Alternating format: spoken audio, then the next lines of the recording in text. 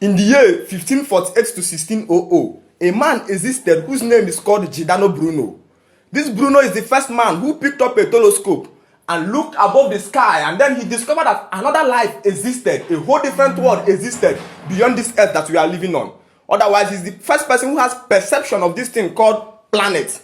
Because before this time, the Catholic people have believed and mentored the whole world to believe that earth is the only thing in existence. And therefore, above the earth or in the cloud lies an existence called heaven. And whoever that dies ascend that place to go and meet with the Lord. So now Bruno is the first man. The man existed from 1548 to 1600. He was the first man who picked up a telescope, looked to the sky, and saw that there is another world above this cloud that we are looking at. That this world, this cloud is not hosting any heaven or any hell. And so the man went and began to preach this thing to people. He even went as far as to go and show it to the Pope. So when the Pope collected the telescope from him, looked through it, and above the sky, the Pope began to see that this man is actually right. Actually, there's another planet that existed, something like Jupiter, something like Mars, something like Saturn. And the man says, no. If we leave this guy here, this guy is going to corrupt the mindset of people and make them stop believing in what is called heaven and hell. And this is going to come against our already existing way of controlling their mind. My brother, go and verify. The Pope gave order, and Bruno was burnt alive in a broad daylight.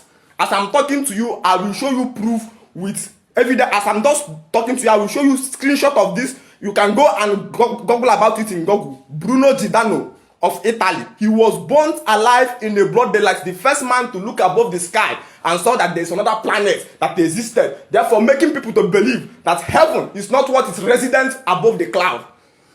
This thing continues. Do you know that eventually, as time goes on, another man called Galileo was the second person who picked this same telescope, looked above the sky, and the man became available to explore the mysteries beyond the cloud. He was the second person who discovered that above the cloud is not any heaven or hell. That above the cloud is different planets, the Mars, the Neptune, the Saturn, the Jupiter.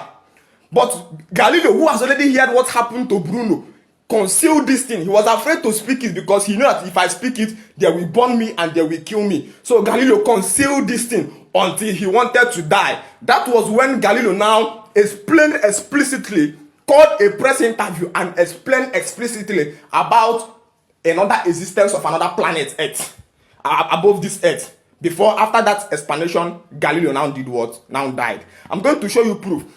This is to tell you how far the Catholic people has went in convincing or constraining the mindset of people that there a heaven or something existed above here where God lives. Now, as a child, when we are growing up, we all believe that above the sky is where God lives.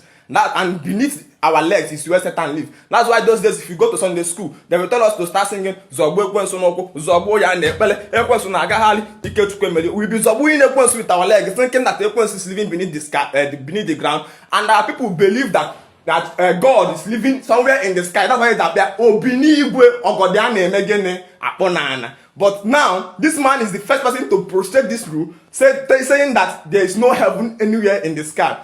I'm very grateful and glad in my heart that my UK brother who studied astronaut physics in UK, he has a PhD. He just contacted me, I think that was last week, and he's telling me that I am planning to come and build an enlightenment school in Enugu. This now I'm telling you, he has already bought the land.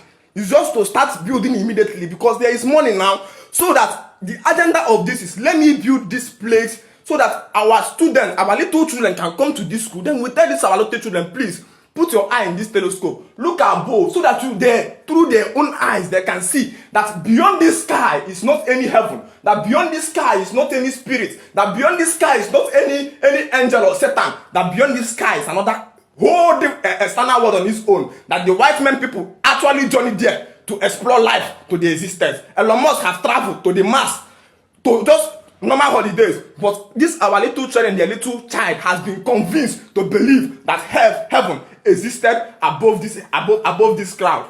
So the children can practically visualize, have experience that actually it is true that above this sky is another world, not anything heaven or hell.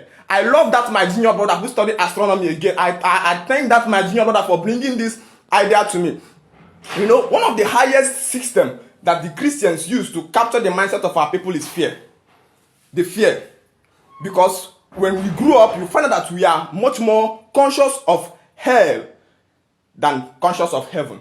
That is why, for instance, if you are as a small boy, you know that if your mother tell you, please watch this place. If you watch this place, I'm going to buy you a toy if I come back. If you come back from school and you are distracted, that making you unable to watch that plate. There is nothing much to lose. The only thing is that you will not get that toy. But if my mother says, God, you watch this plate. If you don't watch this plate, if I come back, I'll beat the hell out of you.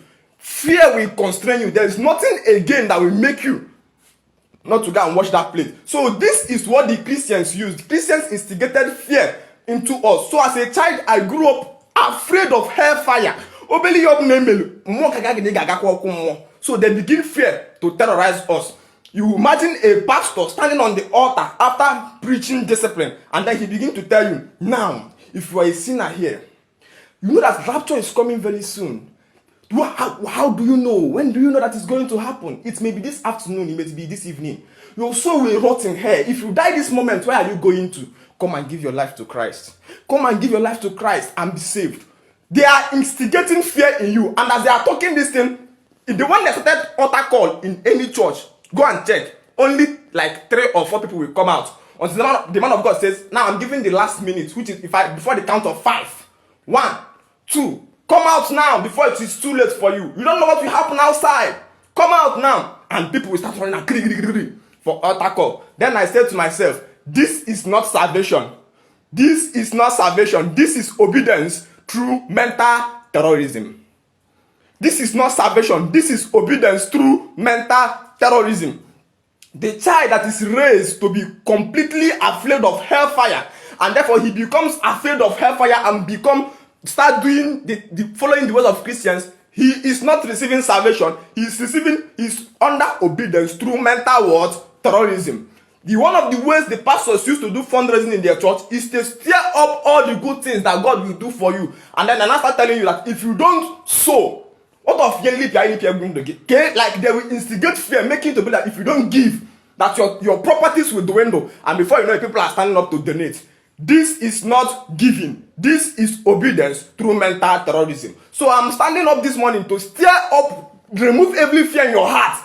That there is no God anywhere that will attack anything. That God that will kill you because you don't believe in Jesus but cannot save Gaza is a foolish God. Do you know how many people I've lost in my lineage? Do you know? So Jesus Christ cannot save them. Let him try, man. We are not afraid. The first thing you have to make up your mind if you want to carry this gospel is that you will stop being afraid of death. I can't be afraid to die. Bruno was burnt in a broad day afternoon because he was preaching against the people's belief. If you are preaching something that is different from what people believe, be ready to face persecution. Be ready to face persecution. I'm not afraid to die even now for this gospel. I can die anytime. Life is not in me again. The thing that interests my age mate is not what is interesting me. I live a different whole life. To save people or I die. Eh? Give me Scotland or I die. Give me Igbo or I die. This is it.